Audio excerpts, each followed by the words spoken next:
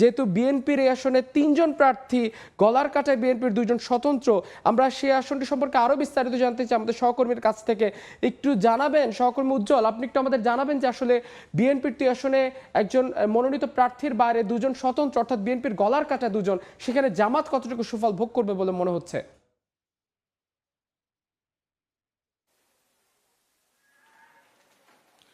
নির্বাচন যত ঘনিয়ে আসে তত কিন্তু ব্রাহ্মণবাড়িয়ার 6টি নির্বাচনী আসনে কিন্তু জমজমাট প্রচারণা চলছে। এই মুহূর্তে আছে ব্রাহ্মণবাড়ি 1 আসন, যেটি নাসিরনগর।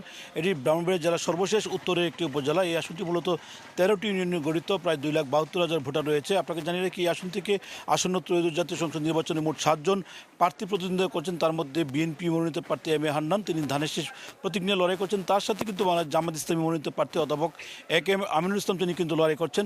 এই আসনে মূলত আমি আপনাকে জানিয়ে রাখি, বিএনপি প্রার্থীর সাথে কিন্তু আরও 2 জন বিদ্রোহী বিএনপি প্রার্থী রয়েছেন। এর মধ্যে এম কামরুজ্জামান মামুন, যিনি জেলা বিএনপি সদ্য বহিষ্কৃত সহসভাপতি, তিনি কিন্তু ঘোড়া প্রতীক নিয়ে এই আসন থেকে লড়াই করছেন। একই সাথে কিন্তু এই আসন থেকে উপজেলা বিএনপির সাবেক সভাপতি ইকবাল চৌধুরী, তিনি কিন্তু এই আসন থেকে কলারছড়ি প্রতীক নিয়ে লড়াই করছেন। এই আসনে এছাড়াও জাতীয় পার্টি, ইনসানিয়াত বিপ্লব এবং ইসলামী আন্দোলনের প্রার্থীরা কিন্তু লড়াই করছেন।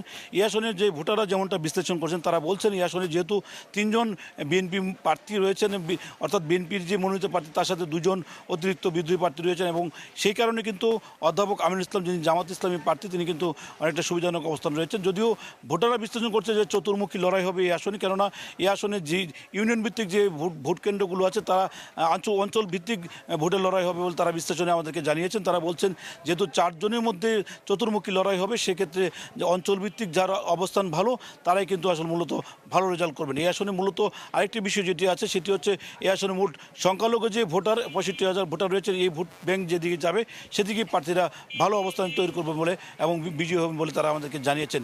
এইটুকু ছিল আমার কাছে ব্রাহ্মণবাড়িয়া 1 আসন থেকে ভোটার বিশ্লেষণের সর্বশেষ তথ্য।